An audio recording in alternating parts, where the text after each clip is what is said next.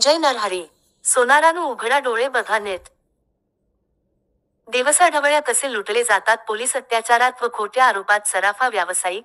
Police station मध्ये कुठलीही तक्रार नाही, कुठलीही चौकशी नाही, तरीही बनाव करून पोलीस कसे लाखो रुपये सराफा व्यावसायिकांकडून घेतात व जेव्हा सत्यता पुढे येते तेव्हा अशा पोलिसांना क्षुल्लक दंड करून सोडून दिले जाते. काय आहे हा प्रकार? कुठला आहे हा प्रकार?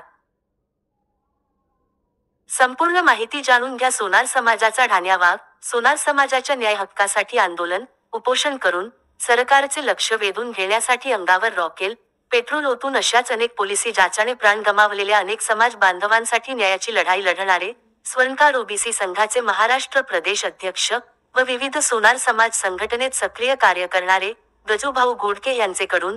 गजू घोडके जेव्हा समाज हिताची व न्यायाची लढाई लढतात तेव्हा समाजाने त्यांचे पाठीशी खंबीरपणे उभे राहण्याची गरज आहे. काय आहे प्रकरण जाणून घेऊया.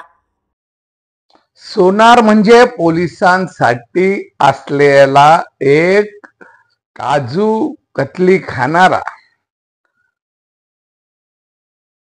सोनं खाणारा असा एक बकरा म्हणून पोलिस सोनाराकडे पाहतात.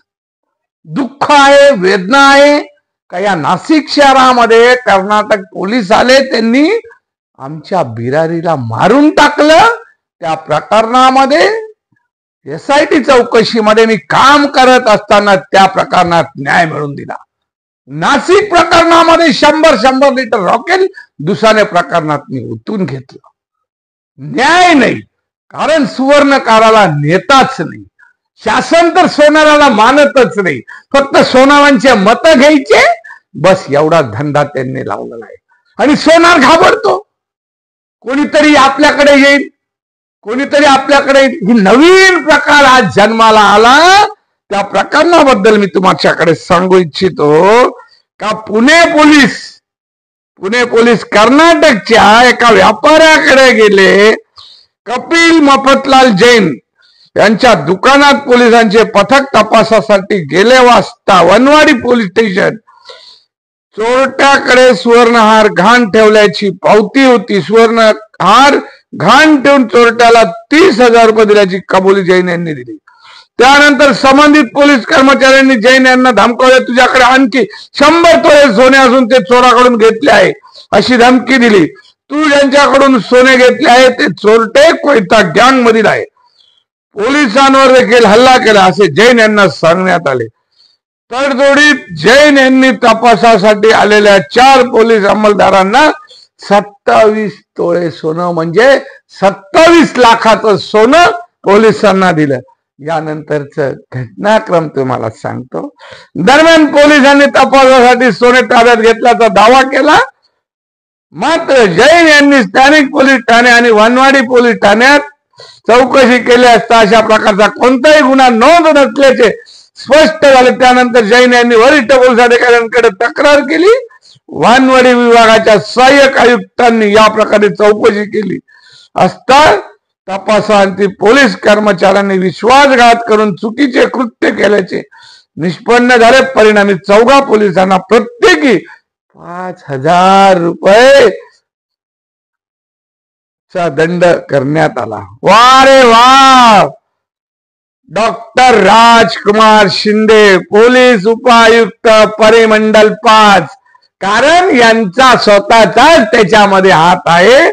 27 तोळे सोनं, 27 लाखाचं सोनं आणि गुन्हा सिद्ध झाल्यानंतर 5,000 रुपये म्हणजे 4 पोलिसांना 20,000 रुपये. तो पोलीस परत दुसऱ्या सोनाराला धराल आणि त्याला मारून टाकल अशी त्याची हिंमत होईल. आणि परिमंडल 5चे उपायुक्त सांगतात का आम्ही आता अरे त्यांना निलंबित करा ना. अरे त्याला निलंबित नाही, त्याचा परिवार कसा रोडवर येईल असं करा ना त्या पोलिसांना. अरे आमच्या सोनारांना मारून टाकता हो. आमचे सोनार 4 मरून गेला, इथे मरतात, आत्महत्या करतात. कारण आमच्या बरोबर कोणी नाही हो. ना आम्हाला कोणी मानत, ना काही करत, ना सोनार एकत्र येत. कारण अशा घटना घडतात हो. गुन्हा नोंद नाही, काहीच नाही. 27 लाख रुपये घेऊन येतात. आणि पोलीस उपायुक्त सांगतात की आता हा गुन्हा सिद्ध झालेला आहे, 5,000 रुपयाचा दंड आम्ही दिलेला आहे. 5,000 म्हणजे त्या उपायुक्तांना वाटलं का एवढे सुद्धा आपण खऱ्या अर्थाने या आपले पोलीस आहात, आपल्या घरातल्या आहात, त्यांच्याकडून 5,000 नाही घेतले पाहिजे, त्यांच्या सेव्हिंगला ते पैसे गेले पाहिजे होते आणि खऱ्या अर्थाने त्यांना नॉर्मली 4 आण्याचा दंड दिला पाहिजे होता. एवढे तर पोलीस आणि शासन, याला शासन जबाबदार आहे का आमच्या सुवर्णकारांवरती असा अत्याचार होत असताना आपण आमच्याकडे लक्ष देत नाही आहात. अरे हा नाशिकचा सुवर्णकार दुसऱ्याने लाईव्ह मध्ये मरून गेलात, अजून त्यांना पर्यंत न्याय नाही 3 वर्षात. अरे 100 लिटर रॉकेल ओतून घेणार हा गजू गोडके, अजून न्याय नाही. अरे कर्नाटक असो, नाशिक असो, मुंबई असो, देश असो, या सोनारांवरती अत्याचार होत असताना हे सरकार काय करताय? असा न्याय